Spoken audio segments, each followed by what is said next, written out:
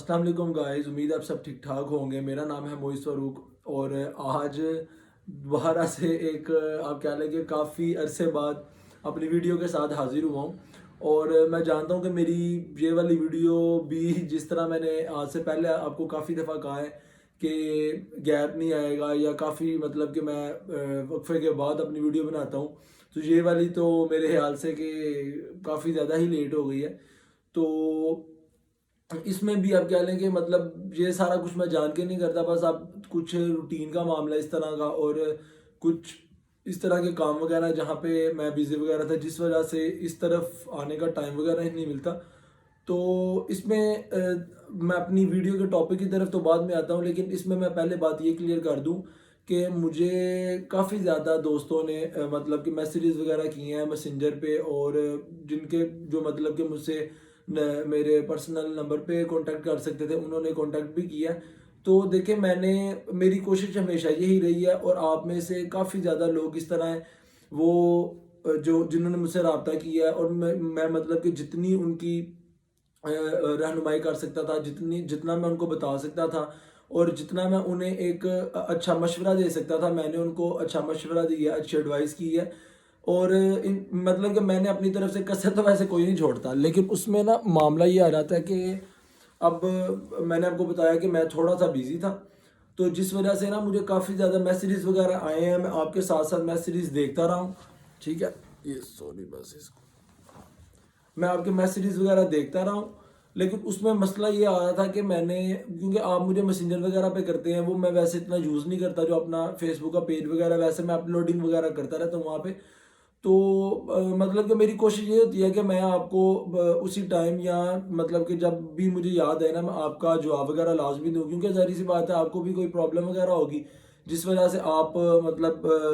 मुझसे रब्ता वगैरह करते हैं। तो मैंने एक दो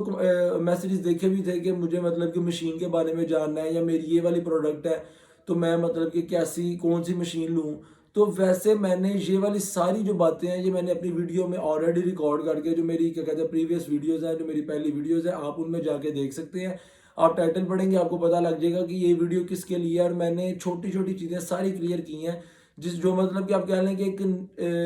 एक नए बंदे को जो जिसने काम स्टार्ट करना हो, या जिसको मतलब कि इस चीज़ का इल्म ही ना हो, उसके जानने की जो बातें हैं वो सारी मैंने रिकॉर्ड की हुई हैं। तो आप मेरी वीडियोज़ में भी देख सकते हैं, लेकिन मैं ये नहीं आपको कह रहा कि आप मुझसे पूछें ना, आप मुझसे कमेंट सेक्शन में पूछ सकते हैं, मुझे मैसेज वगैरह करें, और अगर मेरा जवाब नहीं आता तो आप मुझे रिमाइंडर वगैरह दें, और इंशाल्लाह कोशिश है मैं लाज़मी आपको जवाब दूँगा। और इंशाल्लाह मैंने थोड़ा-सा अपनी क्या कहते हैं दोबारा से टाइम वगैरह मैनेज किया है, तो इंशाल्लाह मैं अपनी वीडियोज़ भी ना साथ-साथ लगाता रहूँगा, ठीक है? तो आज की वीडियो में मैं आप कह लें कि एक इस तरह का टॉपिक है जो मैंने काफ़ी ज़्यादा देखा है, और काफ़ी ज़्यादा लोगों ने कमेंट्स में मुझसे ये चीज़ पूछी होती है कि इंजेक्शन मोल्डिंग मशीन में और जो ब्लो मोल्डिंग मशीन है, इसमें क्या फ़र्क है? ठीक है, तो देखिए मैं आपको ना एक चीज़ बताता हूँ। मैंने इन आप कह लें कि मेरी जितनी भी वीडियोज़ है ना, वो सारी तो इंजेक्शन मोल्डिंग मशीन पे है, और ब्लो मोल्ड का वैसे मुझे पता है, क्योंकि देखिए ये दोनों काफ़ी ज़्यादा सिमिलर है, मिलती-जुलती हैं, एक दूसरे जैसा ही इनका काम है, लेकिन हम मेरा काम ब्लो मोल्डिंग का नहीं है,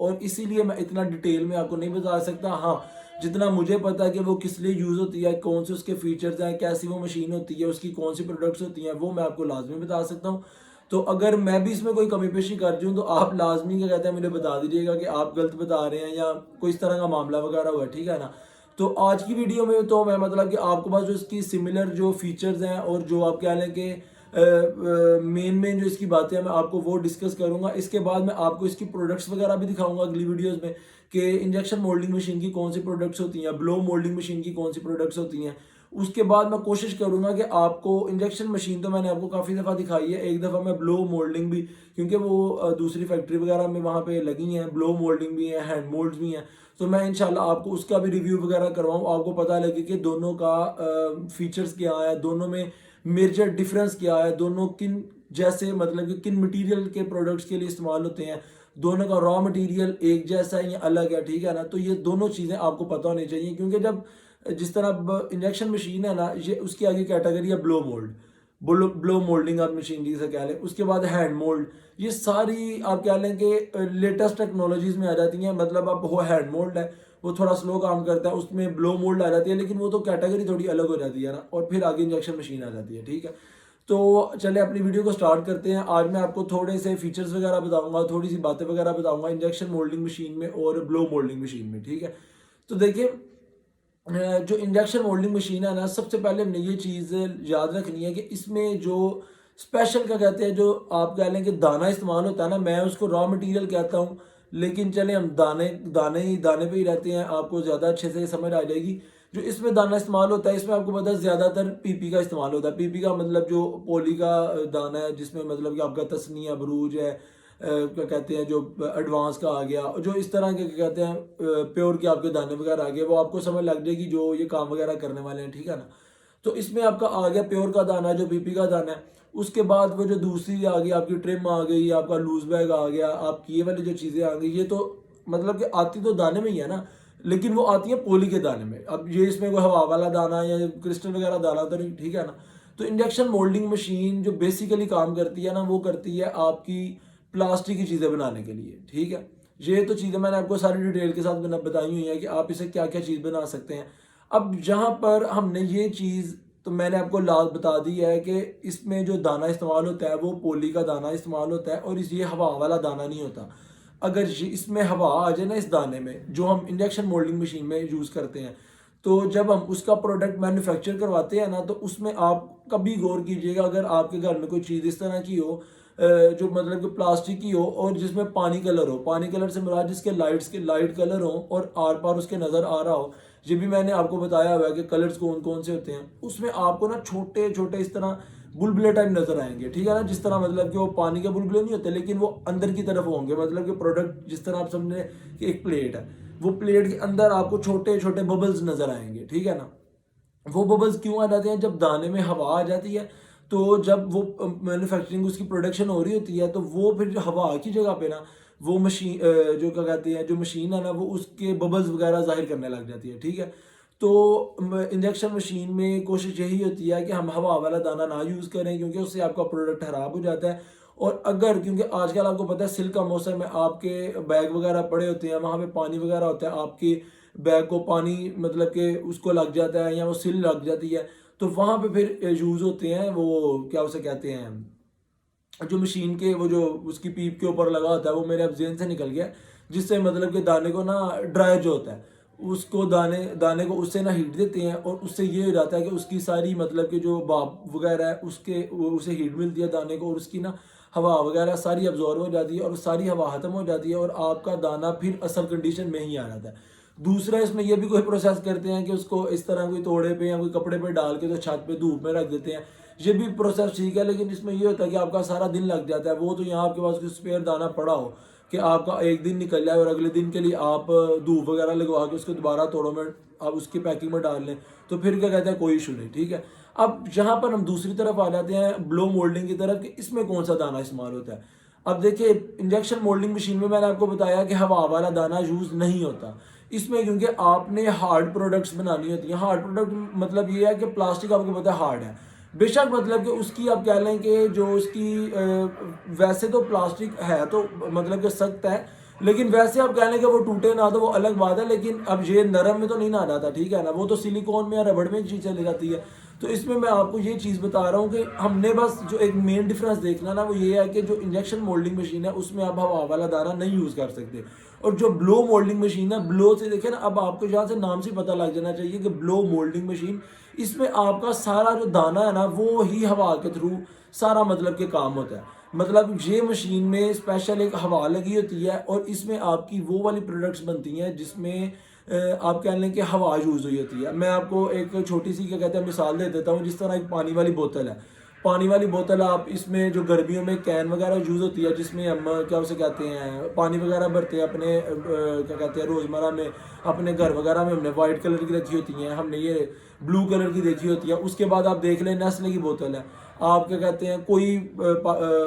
बोतल देख लें, आप कोई पेप्सी की देख लें। अब ये देखें, ये भी तो प्लास्टिक ही है ना, ठीक है ना, ये है तो प्लास्टिक है, लेकिन हम अपने ये चीज़ देखनी है कि ये प्लास्टिक किस तरह का बना हुआ है कि उसके दरमियान में हवा है। ये बोतल है, बोतल के दरमियान में हवा आई हुई है, साइड पे उसकी सारी बॉडी बनी हुई है। अब इसका मतलब क्या है कि ये कोई इस तरह की मशीन है जो जिसने दाने को हवा मारी है, और दाना मतलब कि दाने को हवा मारी है और उस शेप में वो प्रोडक्ट चले गई है। ये काम होता है ब्लो मोल्डिंग मशीन से, ठीक है। इसमें आप बस सिंपली ये चीज़ कह सकते हैं कि इसमें आप हवा वाला दाना यूज़ करते हैं, इसमें आपकी हवा यूज़ होती है जिसके बेस पर आपकी प्रोडक्शन होती है, आपके प्रोडक्ट्स मैन्युफैक्चर होते हैं, ठीक है ना। ये मैंने आपको बड़ा मेजर एक डिफरेंस बता दिया। इसमें अगर आप दाने का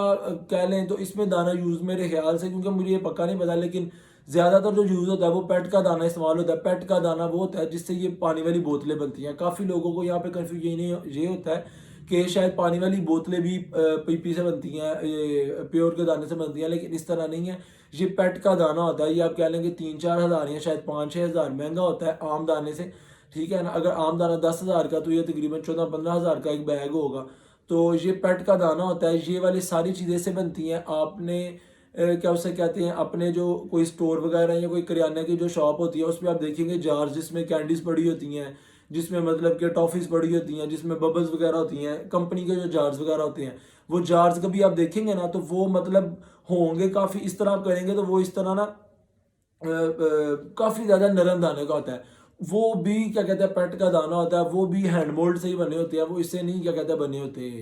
क्या उसे कहते हैं इंजेक्शन मशीन से नहीं बने होते, क्योंकि अगर इंजेक्शन मोल्डिंग मशीन से वो बने हो तो वो कभी भी प्रेस ना हो। और ये वाले जार इस तरह के होते हैं कि आप उन्हें इस तरह टर्न करके तो अपनी पॉकेट में भी डाल सकते हैं। तो इसमें बस मैंने मेन चीज़ आपको काफ़ी बड़ा एक मेजर आपको डिफरेंस मैंने बता दिया है कि जब आप ये चीज़ देखेंगे ना अपनी कोई भी दुकान पे जाके कि ये जार है, अगर वो इतना भी प्रेस ना आ रहा हो लेकिन वो ऐसे आप देखेंगे ना तो उसमें मतलब कि काफ़ी एक हला होगी, आपको पता लग रहा होगा कि यार ये दोनों प्रोडक्ट्स में, दोनों दानों में या दोनों की मैन्युफैक्चरिंग में ज़मीन आसमान का फ़र्क है। तो वहाँ से ही आपको पता लग जाएगा कि ये इंजेक्शन मोल्डिंग मशीन है या ये ब्लो मोल्डिंग मशीन का काम है। तो ये मैंने काफ़ी आपको डिफरेंस वगैरह बताया, मैं आपको मज़ीद आगे भी बताऊँगा, लेकिन अगर अभी मैं आपको सारा बता दूँ ना तो आपको ये वाली चीज़ भी नहीं समझ लगनी, अगली बातें भी नहीं समझ लगनी, तो मैं कुछ डिफरेंसेस आपको अगली वीडियोज़ में भी बताऊँगा। तो इंशाल्लाह मैं जल्दी अपनी अगली वीडियो के साथ हाज़िर होऊँगा। मैं कोशिश यही करूँगा कि अपनी अगली वीडियो में मैं कम से कम गैप लाऊँ और अपने रेगुलर बेसिस पर आप तक मेरी वीडियोज़ पहुँचती रहें। और बस आपसे रिक्वेस्ट है कि आप मेरी वीडियो को लाइक करें, अपने दोस्तों के साथ शेयर करें जो ये काम वगैरह कर रहे हैं, इंजेक्शन मशीन का कर रहे हैं, ब्लो मोल्डिंग का कर रहे हैं, और मेरे चैनल को भी लाजमी सब्सक्राइब करें। तब तक के लिए अपना ख्याल रखिए। अल्लाह हाफ़िज़।